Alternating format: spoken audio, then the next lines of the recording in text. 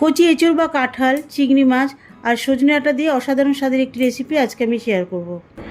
আমরা তো সাধারণত এঁচড় চিংড়ি খেয়ে থাকি, কিন্তু এর সাথে যদি কচি কচি সজনে ডাঁটা দিয়ে অন্যরকম পদ্ধতিতে রান্না করা হয় তার স্বাদ কিন্তু দ্বিগুণ হয়।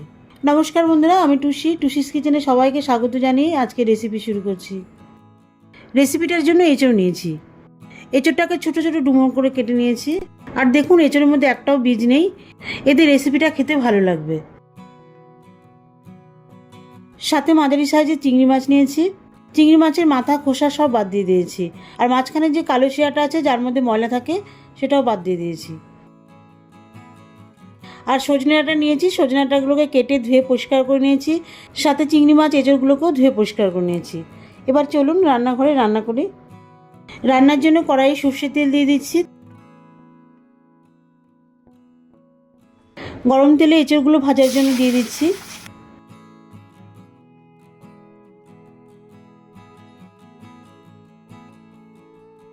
মিডিয়াম ফ্লেমে এঁচড়টাকে 2 মিনিটের মতন হালকা ভেজে এর মধ্যে আলু আর সজনে ডাঁটা দিয়ে দেবো।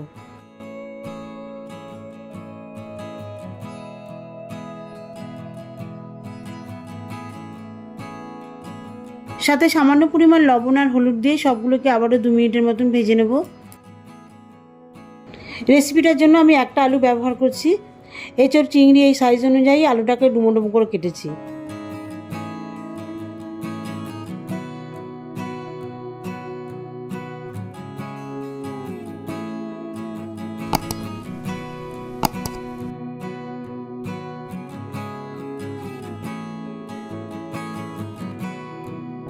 সমস্ত সবজিগুলো ভাজা হয়ে গেলে তুলে নিচ্ছি।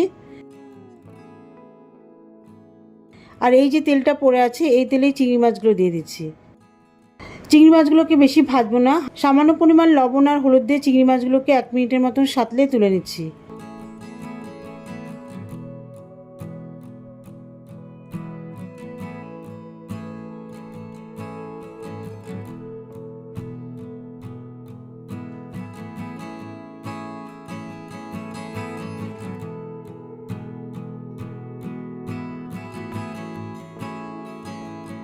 এখন কড়াইটা ধুয়ে আবারও রান্নার জন্য ওভেনে বসিয়ে দিচ্ছি।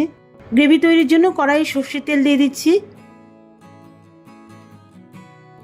ফ্লেভারের জন্য গরম তেলে কিছু গোটা মশলা ফোড়ন দেব। 2টো তেজপাতা, 1টা শুকনো লঙ্কা আর সামান্য পরিমাণ গোটা জিরে ফোড়ন দিয়ে দিচ্ছি। ফোড়নটা ভাজা হয়ে গেলে একটা মাঝারি সাইজের টমেটো কুচি দিয়ে দিচ্ছি। সাথে 1 চামচ কাঁচা লঙ্কা আদা বাটা দিয়ে দিচ্ছি। 2 মিনিটের মতন এইসব মশলাকে নাড়াচাড়া করে নিচ্ছি যাতে টমেটোটা নরম হয়ে যায়, আর যে আদা কাঁচা লঙ্কাটা দিয়েছি ওটাও যাতে কষানো হয়ে যায়। এর যে কাঁচা গন্ধটা আছে তাহলে এটা পুরোপুরি চলে যাবে।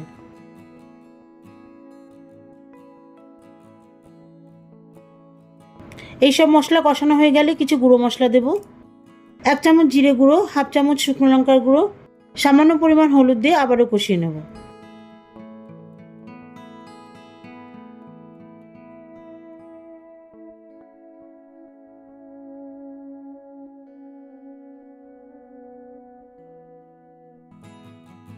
সব মশলাগুলো বেশ ভালোভাবে কষিয়ে নিয়েছি। দেখুন মশলা থেকে বেশ তেলও বেরিয়ে এসছে। এখন ভাজা সবজিগুলো দিয়ে দেবো।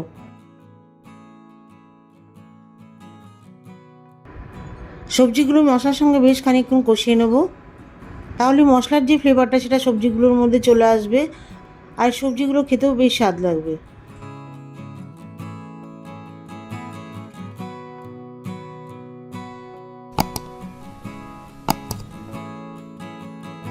মশলার সঙ্গে সবজিটা ভালোভাবে কষানো হয়ে গেলে গ্রেভির জন্য জল অ্যাড করব।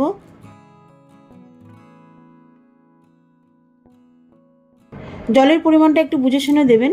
যদি পাতলা ঝোল পছন্দ করেন তাহলে বেশি পরিমাণ জল দেবেন। আমি ঘন গ্রেভি তৈরি করব, তাই জলটা খুব একটা বেশি দিইনি। সবজি সেদ্ধ হওয়ার জন্য যতটুকু জল দরকার ঠিক ততটা পরিমাণে জল দিয়েছি।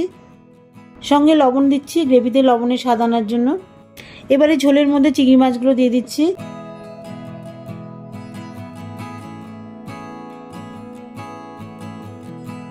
মাছগুলোকে ঝোলের মধ্যে ভালোভাবে মিশিয়ে দিয়ে ঢাকা দিয়ে দেবো। এই অবস্থায় আমি গ্যাসের ফ্লেমটা হাই করে দিচ্ছি, তাহলে ঝোলটা বেশ ভালোভাবে ফুটবে আর সবজিগুলো খুব ভালোভাবে সেদ্ধ হবে। সাথে চিংড়ি মাছটা খুব ভালোভাবে সেদ্ধ হয়ে এর ফ্লেভারটা ঝোলের মধ্যে চলে আসবে। ঢাকনাটা তুলে নিচ্ছি। দেখুন ঝোলটা অনেকটাই কমে এসেছে।